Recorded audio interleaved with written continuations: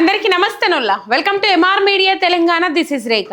కూట్ల రాయి తీయలేనోడు ఏట్ల రాయి తీస్తా అన్నాడట. కన్నతల్లి కన్నం పెట్టనోడు చిన్నమ్మకు బంగారు గాజులు చేపిస్తా అన్నాడట. ఇంకా 2-3 సామెతలు గుర్తొస్తా ఉన్నాయి ఇలా రేవంత్ రెడ్డి మాట్లాడిన మాటలు చూస్తా ఉంటే. రైట్, మొత్తం మీద మింగం ఎతుకులేదు కానీ మీసాలకు సంపంగి నూనె అన్నట్టు మాటలు కోటలు దాటితాయి, కాళ్ళు తంగేళ్లు దాటాయి అన్నట్లు మళ్ళొక్కసారి తన బుద్ధిని బయట పెట్టుకున్నారు ముఖ్యమంత్రి రేవంత్ రెడ్డి. నిజంగా ఎంత దిగజారుడు భాష, ఎంత దిగజారిపోయి మాట్లాడుతూ ఉన్నారు. నిజంగా అంతకంటే మొన్న ఏవైతే మక్తల్ సభ కానీ, కొత్తగూడెం సభ కానీ, లేకపోతే ఈ ఉస్నాబాద్ సభ కానీ, అంతకుముందు ఆదిలాబాద్ సభ కానీ, ఈ సభలలో ఎక్కువగా కేసీఆర్ని టార్గెట్ చేయకుండా మాట్లాడినరు, ఇండైరెక్ట్గా మాట్లాడినరు. రేషన్ కార్డులు ఇయ్యలేదని చెప్పేసి నోరు వారేసుకున్నారు. 6,46,000 రేషన్ కార్డులు బీఆర్ఎస్ ప్రభుత్వం హయాంలో ఇచ్చిందని చెప్పేసి అసెంబ్లీ వేదికగా ఉత్తమ్ కుమార్ రెడ్డి ఒప్పుకున్నాడు. ఆ ఉత్తమ్ కుమార్ రెడ్డి మాట్లాడిన వీడియోలు ఏవైతే ఉంటాయో అవి రేవంత్ అన్నకు షేర్ అయ్యేదాకా షేర్ చేయండి. రేషన్ కార్డులు ఒక్కటి కూడా ఇయ్యలేరు, రేషన్ కార్డులు ఇస్తే వాళ్ళ ఆస్తి ఏదో కరిగిపోతుంది అన్నట్లు చెప్తాండ్రు అని చెప్పేసి ఆ రేషన్ కార్డులు ఇయ్యలేరు అని చెప్పేసి మాట్లాడారు కదా, ప్రజలను మభ్యపెట్టిండు కదా రేవంత్ రెడ్డి. మరి ఇయ్యాల లెక్కలు తీయండి. ఈ ప్రభుత్వం అధికారంలోకి వచ్చిన తర్వాత ముందుగల్ల రేషన్ కార్డులు ఎవరెవరికైతే అవసరం ఉన్నాయో ఆ రేషన్ కార్డులు జారీ చేసిన తర్వాతనే నేను హామీలను అమలు చేస్తా, పథకాలను అమలు చేస్తా, రేషన్ కార్డు బేస్గానే, రేషన్ కార్డు ఆధారంగానే మీకు హామీలను అమలు చేస్తా. ఇదంతా 100 రోజుల ప్రక్రియ. 100 రోజులలో రేషన్ కార్డులు ఎవరెవరికి లేవు అది అందరికీ రేషన్ కార్డులు ఇస్తా. అండ్ రేషన్ కార్డులు ఉన్న ప్రతి ఒక్కరికి ప్రతి ఇంటికి ఒక పథకం చేరేలాగా చేస్తా. ఇచ్చిన 6 గ్యారంటీలలో 13 సబ్ గ్యారంటీలలో అని చెప్పేసి కోతలు కోసిండ్రు. అందుకే చెప్పిన మాటలు కోటలు దాటితాయి, కాళ్ళు తంగేలు దాటలేదు వీళ్ళదని చెప్పేసి. సెక్రటేరియట్ కోటలు కూడా దాటలేవు వీళ్ళ మాటలు. ప్రజలలో తిరగలేని పరిస్థితి, ప్రజలలో ముఖమెత్తుకోలేని పరిస్థితి. టైంపాస్ ఎవ్వారం పెట్టుకున్నాడు, ఏం చేసిండని ఇలా ప్రజాపాలన విజయోత్సవాలు అని చెప్పేసి టైంపాస్కు తిరుగుతూ ఉన్నారు ముఖ్యమంత్రి రేవంత్ రెడ్డి. ఏం చేసిండ్రు? ప్రజాపాలన విజయోత్సవాలు ఎందుకు చేస్తాండ్రు? ఏ వర్గం ప్రజలు సంతోషంగా ఉన్నారు? సబ్బండ వర్గాల ప్రజలు నీ పాలనను అసహించుకుంటా ఉన్నారు. సబ్బండ వర్గాల ప్రజలు రోడ్ల మీదకి వస్తూ ఉన్నారు. ఇలా హోంగార్డులకు సంబంధించి ఏదో ట్వీట్ చేసినావు, హోంగార్డులను నియమించిన రోజు అట్లా ఇట్లా అని చెప్పేసి. కనీసం హోంగార్డులకు 15-20 తారీఖు దాటినా జీతాలు ఇవ్వలేని పరిస్థితి, వాళ్ళకి ఇచ్చిన హామీలు అమలు చేయలేని పరిస్థితి. ఇలా మాట్లాడితే కనీసము మాటకు హద్దుండాలే అని చెప్పేసి మాట్లాడతారు పెద్దలు. కానీ హద్దు బద్దు లేకుండా మాట్లాడుతూ ఉన్నాడు ముఖ్యమంత్రి రేవంత్ రెడ్డి. మొత్తం మీద సభలకు జనాలు రాకపోతే జనాల ప్లేస్లో బడి పిల్లలను రప్పించుకొని బడి పిల్లలను ముంగట కూసోబెట్టుకొని స్పీచ్ దంచుతూ ఉన్నాడు. యూనిఫామ్ల మీద బడి పిల్లలను రప్పించుకొని ఆ మంది రాకపోయే వరకల్లా ఖాళీ కుర్చీలు కనబడితే ఎట్లా పెట్టి ఖాళీ కుర్చీలు కనబడద్దు అని చెప్పేసి బడి పిల్లలను రప్పించుకొని కూర్చోబెట్టుకొని బడి పిల్లల ముంగట ఈ ప్రసంగాలు దంచుతూ ఉన్నాడు, ఈ స్పీచ్లు దంచుతూ ఉన్నాడు. మాటకు హద్దు లేదని నేను ఎందుకన్నా అంటే ఇచ్చిన హామీల సంగతి తుంగలో దొక్కిండ్రు. ఇచ్చిన హామీలన్నీ అటుకు మీద కూసోబెట్టిండ్రు. మళ్ళీ మైకు దొరికితే చాలు కొత్త ఉచిత పథకం ప్రకటించుకుంటూ పోతా ఉన్నారు. ఆదిలాబాద్కు పోయి ఎర్ర బస్సు రాని జాగల ఎయిర్ బస్సు తీసుకొస్తా, అట్లా ఇట్లా చాలా అంశాలు మాట్లాడారు. అయితే నిన్న ఒక సన్నివేశం మనం చూసినాం. ఏంటంటే మాజీ ముఖ్యమంత్రి కేసీఆర్ గారు ఎర్రవెల్లిలో వాళ్ళ నివాసం ఏదైతే ఉన్నదో ఆ నివాసానికి కొంతమందిని రప్పించుకున్నారు. వాళ్ళు ఎవరయ్యా అంటే ఏకగ్రీవంగా ఎన్నికైన సర్పంచులు, వార్డు మెంబర్లు. వాళ్ళు ఏ ఊరోళ్ళు అని అంటే కేసీఆర్ హయాంలో బీఆర్ఎస్ పాలనలో దత్తత తీసుకున్న ఎర్రవెల్లి గ్రామం అయిండు, ఇంకో గ్రామం నర్సన్నపేటలో ఇంకో గ్రామం. ఈ 2 గ్రామాల నుంచి వచ్చిర్రు. కేసీఆర్ గారి దగ్గరకు వచ్చిర్రు. కేసీఆర్ గారు వాళ్ళకు స్వాగతం పలికిండ్రు. వచ్చిన తర్వాత శాల్వాలు కప్పి సన్మానం చేసిండ్రు. అంతా సన్మానం చేసిన తర్వాత కొన్ని అంశాలు మాట్లాడి ఇంకో వీడియో బయటకు వస్తే అసలు ఆ మాట్లాడిన వాయిస్ బయటకు వస్తే దడుచుకుని కావచ్చు, ఇంకా ఎక్కువ దడుచుకుని కావచ్చు.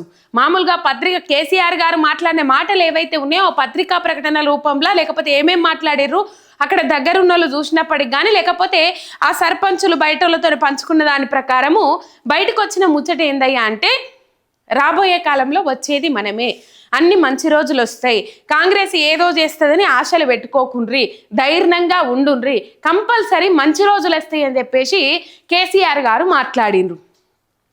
అవు మరి ఉన్నదంటే ఊళ్ళు ఉండద్దు, ఉన్నదంటే కోపం ఎక్కువ అన్నట్లు ఏం అమలు చేసిరు కాంగ్రెస్ పార్టీ నాయకులు? తెలంగాణ రాష్ట్రము శానా పథకాలల్లో సంక్షేమాన్ని అభివృద్ధిని బ్యాలెన్స్ చేసుకుంటా రెండు సమానంగా తీసుకుపోయి ప్రజల సంక్షేమాన్ని ప్రజల జీవన విధానాన్ని మెరుగుపరచడంలో కృషి చేసిండ్రు కదా బీఆర్ఎస్ ప్రభుత్వం హయాంలో కేసీఆర్ గారి పాలనలో. ఇలా రేవంత్ రెడ్డి గారు వచ్చి ఏం చేసిండ్రు? సబ్బండ వర్గాల ప్రజలు ఎవరెవరికైతే హామీలు ఇచ్చిండ్రో ఆ పాత ప్రభుత్వంలో కొనసాగిన హామీలు కూడా కొనసాగలేక, ఇచ్చిన బెనిఫిట్స్ పోయిన ప్రభుత్వంలో అందిన బెనిఫిట్స్ కూడా అందలేక ప్రజలందరూ రోడ్ల మీదకి వచ్చి ధర్నాలు చేస్తూ ఉంటే పోలీసు యంత్రాంగాన్ని వాడుకొని అణచివేత కార్యక్రమాలకు పోతున్నావు తప్ప మరి ప్రజలకు ఏం కావాలి, నేను ఏం హామీలు ఇచ్చినా అని చెప్పేసి ఆలోచన చేసిన పాపాన పోతున్నవా? ఇలా కేసీఆర్ గారిని బాడీ షేమింగ్ చేయడం కానీ, లేకపోతే ఆయన ముసలాయన అయిపోయిందని చెప్పేసి ఎక్కిరియడం కానీ, ఎటకారంగా మాట్లాడడం కానీ, నిజంగా పగోడైనా పానం మంచిగా లేదంటే మనం మంచి కోరుకుంటాం.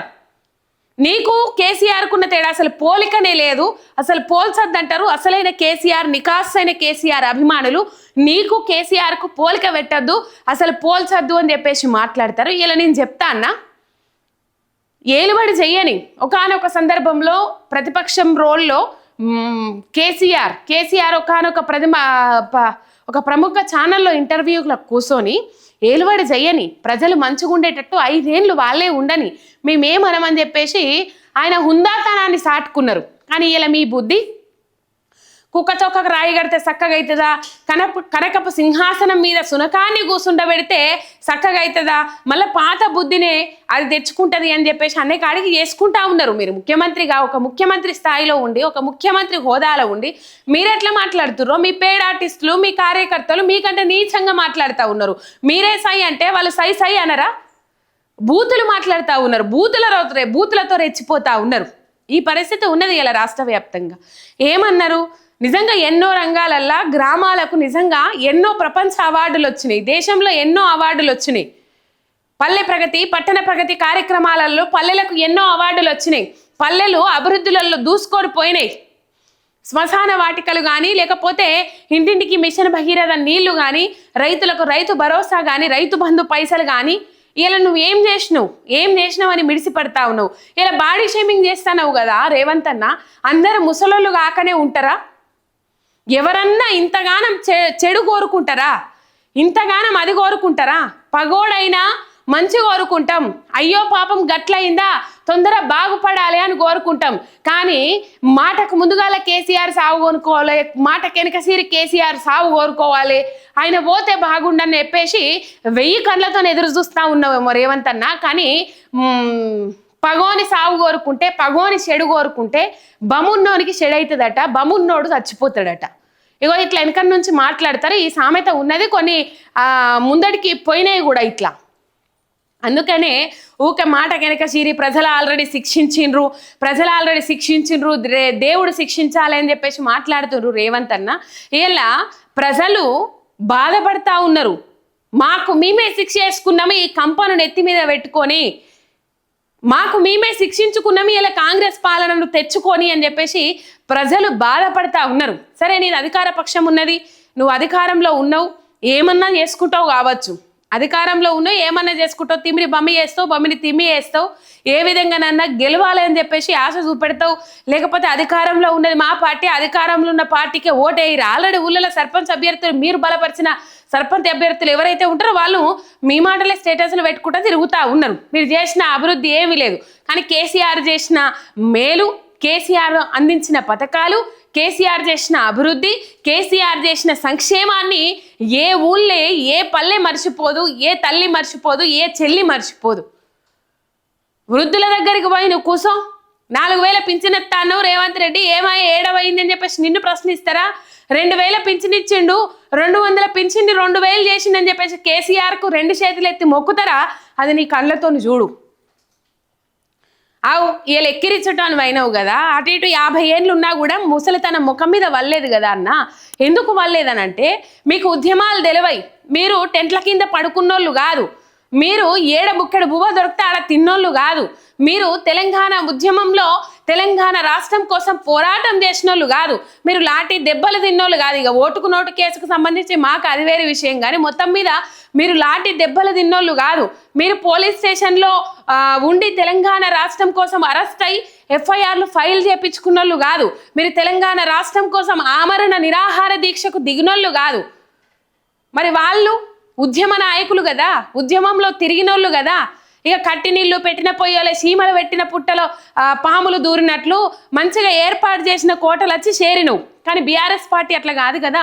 బీఆర్ఎస్ పార్టీ కేసీఆర్ అట్లా కాదు కదా. ఇది వాస్తవమైన ముచ్చట. ఇక్కడ ఎవరికి సపోర్ట్ కాదు, ఇది వాస్తవమైన ముచ్చట.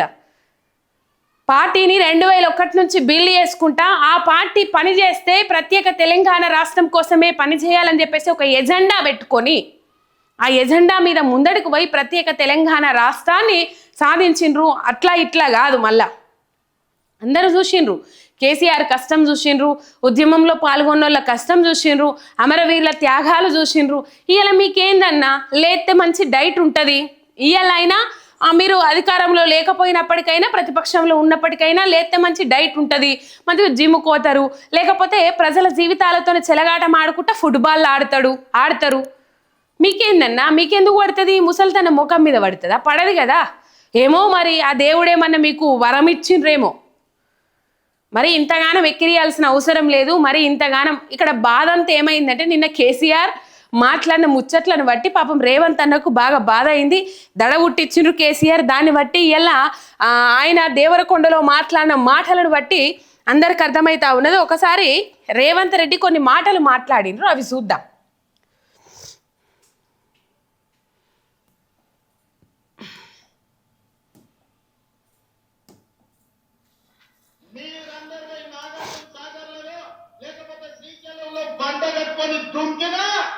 మీ శవాలను మీరందరూ నాగార్జున సాగర్లలో లేకపోతే శ్రీశైలంలో పంట కట్టుకొని దుంకినా మీ శవాలను ఎక్కిస్తాం తప్ప ఎస్ఎల్బీసీ పూర్తి చేస్తాం.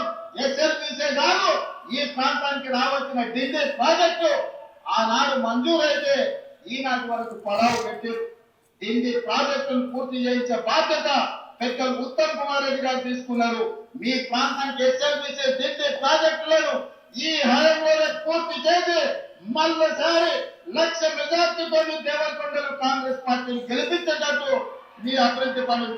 రైట్. రేవంత్ అన్నయ్య ఇలా ఇరిగేషన్ గురించి మాట్లాడితే నిజంగానే ఇరిటేషన్ వస్తా ఉన్నది. మాజీ మంత్రి హరీష్ రావు గారు అన్నట్టు నిజంగానే రేవంత్ గారు మాట్లాడుతూ ఉంటే ఇరిటేషన్ వస్తూ ఉన్నది. కట్టిన కాళేశ్వరం ప్రాజెక్టును పడావు పెట్టడం కోసం మేడిగడ్డ మీద పన్నాగాలు అన్ని మేడిగడ్డ పియర్స్ కుంగేటట్టు చేసి ఇలా అధికారం కోసము అధికార దాహంతో కేసీఆర్ మీద బదనాం లేపడం కోసము అది 1,000 కోట్ల ప్రజాధనాన్ని వృధా చేయాలని ఆలోచన చేసిండ్రు కదా. ఇలా ఎస్ఎల్బీసీ టన్నెల్ గురించి మాట్లాడుతూ ఉన్నాడు. ఆగా మేఘాల మీద అది ఏదో దానికి సంబంధించిన ఒక సర్వే ఉంటుంది, అది నిర్వహించకుండా ఆగా మేఘాల మీద పాపం లోపలికి పోతున్న కార్మికులు అక్కడ నుంచి నీళ్ళు వస్తున్నాయి, ఊటలు ఊరుతున్నాయి అని చెప్పినా కూడా ఏం కాదని చెప్పేసి లోపలికి దోలి మొదలు పెట్టిన 2వ రోజే 8 మంది కార్మికులను పొట్టన పెట్టుకున్నది ఈ రేవంత్ రెడ్డి సర్కార్. ఎస్ఎల్బీసీ టన్నెల్ అసలు ఎస్ఎల్బీసీ టన్నెల్ మొత్తము అసలు పూర్తే కాకుండా అసలు పూర్తిగాని డిజైన్ చేసింది ఎవరు, అట్లనే పడావు పెట్టింది ఎవరు? బీఆర్ఎస్ హయాంలో 3,900 కోట్ల రూపాయలు పెట్టి 11.82 కిలోమీటర్ల సొరంగాన్ని తవ్వింది నిజం కాదా? ఆ లెక్కలు లేవా మీ దగ్గర అని చెప్పేసి మాజీ మంత్రి హరీష్ రావు గారు ప్రశ్నిస్తా ఉన్నారు రేవంత్ రెడ్డి. సమాధానం చెప్పగలుగుతారా దీనికి? కనీసం ఎస్ఎల్బీసీ టన్నెల్లో చనిపోయిన వారి మృతదేహాలను ఇంతవరకు బయటకు తీయలేకపోయినారు. వాళ్ళ కుటుంబాలకు పాపం ఇక్కడి రాష్ట్ర బిడ్డలు కాదు, పక్క రాష్ట్రం వేరే రాష్ట్రాల నుంచి బతుకుదేరువుకు వచ్చిన బిడ్డలు వాళ్ళ జీవిడిస్తే వాళ్ళకి కనీసం డెత్ సర్టిఫికేట్లు కానీ లేకపోతే వాళ్ళ కుటుంబాలకు ఆర్థిక సహాయం కానీ అందించిన పాపాన పోలే ఇలా ఎస్ఎల్బీసీ టన్నెల్ గురించి మాట్లాడుతూ ఉన్నారు. ఆపుతుండ్రా ఎస్ఎల్బీసీ టన్నెల్ను? పూర్తి చేయమని అన్నారు కదా వాళ్ళు కూడా. ఎవరు పూర్తి చేసినా ఒకటే కదా, అక్కడ అందేది ప్రజలకు కదా, లాభం చేకూరేది ప్రజలకు కదా. అడ్డం పడ్డరా మీరు? మిడిమిడి జ్ఞానంతో మిడిసి పడుకుంటా ఎగిసి పడుకుంటా మాకేవల అడ్డు అని చెప్పేసి పోతిరి. ఆయనతో 8 మందిని పొట్టన పెట్టుకుంటారు. 8 మందిని పొట్టన పెట్టుకుంటే ఆ టన్నెల్ అందులోనే ఇరుక్కపోయి దాన్ని తీయడానికి మళ్ళీ దేశాలు విదేశాలు పోయి సామాన్లు పరికరాలు పట్టుకొచ్చి ఇక ఎస్ఎల్బీసీ టన్నెల్ పనులు ఆనంగో మిషన్ ఇరుక్కపోయి ఈనంగో మిషన్ ఇరుక్కపోయి ఆనంగా తవ్వుతారు. మీదికెళ్ళి పోయి తవ్వుతారా? ఫస్ట్ ఇరుక్కపోయిన మిషన్ బయటకు తీయరి. ఆ మృతదేహాలు ఏవైతే ఉన్నాయో వాటిని బయటకు తీసిన పాపాన ఓలే, కనీసం ఎముకలు కూడా బయటకు తీసిన పాపాన ఓలే ఇంతవరకు. ఎస్ఎల్బీసీ టన్నెల గురించి మాట్లాడితే గమ్మత్ అనిపిస్తా ఉన్నది. రైతులకు టయానికి నీళ్ళు ఇయ్యనోళ్ళు మీరా అన్న అయ్యేలా మాట్లాడేది, రైతులకు టయానికి ఆదుకోనోళ్ళు మీరా అన్న అయ్యేలా మాట్లాడేది. ఇక ఈ ముచ్చట ఇట్లుంటే మాజీ ముఖ్యమంత్రి కేసీఆర్ మీద ఏ విధంగా నోరు వారేసుకున్నారనేది ఒక్కసారి చూడు. అయితే ఇది ఎర్రవెల్లిలో కేసీఆర్ గారి నివాసంలో ఎర్రవెల్లి అండి, దత్తత తీసుకున్న గ్రామాలు ఏవైతే ఉంటే ఎర్రవెల్లి ఇంకా నర్సన్నపేటను ఏదో ఊరుందా, 2 ఊర్ల వార్డు మెంబర్లు సర్పంచులు వచ్చిండ్రు, ఆశీర్వాదం తీసుకుండ్రు, వాళ్ళకు సన్మానం చేసిండ్రు. మాజీ ముఖ్యమంత్రి కేసీఆర్ చేసిన తర్వాత కొన్ని అంశాలు మాట్లాడిర్రు. మనం అభివృద్ధిలో ముందడుగులో ఉన్నాం, అభివృద్ధిలో ముందంజలో ఉన్నాం, మనం చేసిన అభివృద్ధి వల్ల దేశమే మన వైపు తొంగి చూసింది. అవు మరి అది వాస్తవమైన ముచ్చట. ఇప్పుడు ఎవరైనా తల వంచుకొని ఒప్పుకోవాల్సిందే. రైట్, ఈ వీడియో చూడంగానే పాపము సార్ గారికి, మన రేవంత్ అన్న గారికి ఆగమైంది పానం. అంటే ఇక దేవుడు ఒక్కడే శిక్షించటోడు, ప్రజలు శిక్షించరు. ఆలోచన చేయండి చంద్రశేఖరరావు గారు.